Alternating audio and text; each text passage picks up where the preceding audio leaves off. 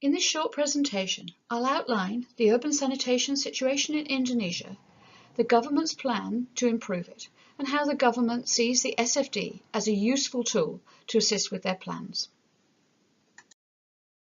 Indonesia is a country of 260 million people spread over an archipelago of 17,000 islands in Southeast Asia. Over the last 20 years, there's been rapid urbanization, and 50% of the population now live in the towns and cities of the country. But investment in public sector infrastructure has not kept pace with urbanization, and so, along with the high economic growth and rising incomes, there has been an increase in inequality. It is estimated that at least 22 million people live in urban slums with few or no basic services. Overall, in urban areas, there is high access to toilets, but many of these are low quality or shared. Often, there is very limited or no treatment of the fecal waste, either on-site or off-site. Nationally, there is only 1 to 2% access to sewerage, and there is still 14% urban open defecation. Until recently, sanitation was regarded as a private matter, both by households and by the national and local governments. But that changed in 2009 when the government launched its Acceleration of Sanitation Development in Human Settlements programme.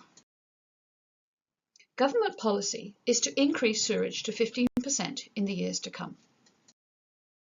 The other 85% of the population will use improved on-site household and community sanitation facilities and safe fecal sludge management systems. The SFD was introduced to Indonesia in 2014 through World Bank Sanitation Technical Assistance in Balikpapan and Jakarta. The Balikpapan SFD was based on national census figures and household surveys carried out for the fecal sludge management technical assistance. It was well received as a credible representation of the city sanitation situation, and it immediately created a focused discussion on what was needed next, both by the city authorities and by their development partners. In Jakarta, the SFD was used in conjunction with a report on the economic losses from poor sanitation. In a city of 12 million people, these two approaches created a powerful argument for investment in improved citywide sanitation and not only in sewerage. Following the use of the SFD in Balikpapan and Jakarta, the National Planning Agency, Bappenas, and the Ministry of Public Works decided the SFD was an effective and useful tool for advocacy and planning with the 300 or more cities and districts who have the responsibility for sanitation. And they're also seeing its potential as a monitoring tool. This is the National Urban Sanitation SFD, which the government uses to describe the challenge they are facing, both at home and with international audiences. The government is now integrating the SFD into its own process for developing city sanitation strategies. The SFD will use the existing environmental health data sets, national census information, and other local data collection mechanisms.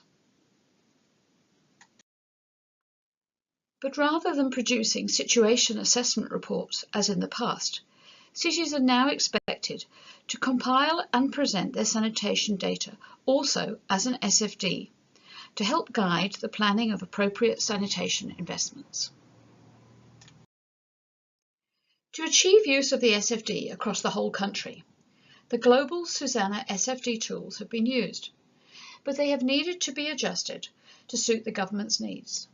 Some of these adjustments include increased relevance.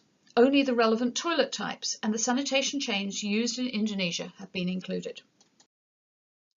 The tools have needed to be simplified and translated.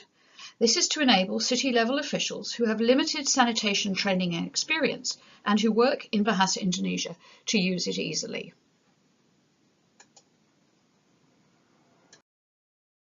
It has been critical to develop consensus among the key stakeholders.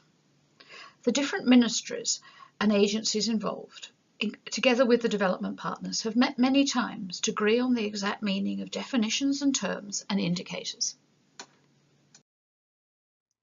While there is enthusiasm and commitment to use the SFD nationally in Indonesia, adapting the global tools for local use has not been easy.